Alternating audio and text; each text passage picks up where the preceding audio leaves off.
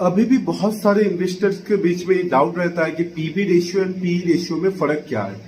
PB ratio and P ratio बहुत ही simple एक फिनोमेना है जो हम स्टॉक के वैल्यूएशन को चेक करने के लिए देखते हैं कि स्टॉक कितना महंगा है कि कितना सस्ता है। P ratio as simple as it is कि पी मतलब क्या है, प्राइस एंड अर्निंग।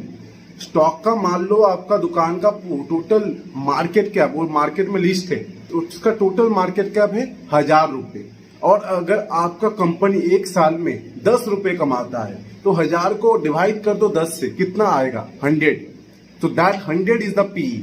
जितना ज्यादा डिफरेंस होगा इसमें कि आपका प्रॉफिट जितना कम है और मार्केट कैप जितना ज्यादा है तो पी उतना ज्यादा होगा, जितना डिफरेंस कम होगा तो उतना पी कम होगा। तो इससे हमें यही पता चलेगा कि कंपनी वेल प्राइस्ड है कि बहुत ज्यादा हम पैसा दे रहे हैं उस कंपनी को खरीदने के लिए उसके प्रॉफिट के अगेंस्ट में, as simple as it is. और उसके अदर हैंड में पी बी रेशियो क्या है, price divided by book value. Book value क्या है, बुक वैल्यू मतलब टोटल कंपनी का जितना एसेट पड़ा हुआ है और जितना लाइबिलिटीज है, जितना उसका लोन पड़ा हुआ है, जितना खर्चा पड़ा हुआ है, उसको अगर माइनस कर देते टोटल एसेट से तो जितना एसेट उसका बचेगा वो हो गया उसका बुक वैल्यू।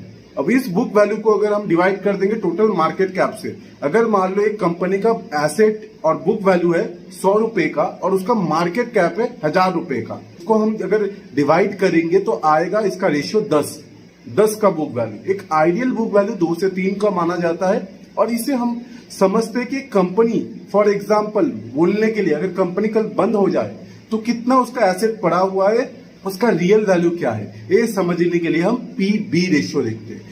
दोनों अलग अलग चीजों में, अलग अलग इंडस्ट्री में देखा जाता है और दोनों को आप मिक्स करके भी देख सकते हो अपने स्टॉक एनालिसिस को और इंप्रूव करने के लिए। अगर आपको एक डाउट क्लियर हो गया तो please do like the video and subscribe the channel and share with your loved ones.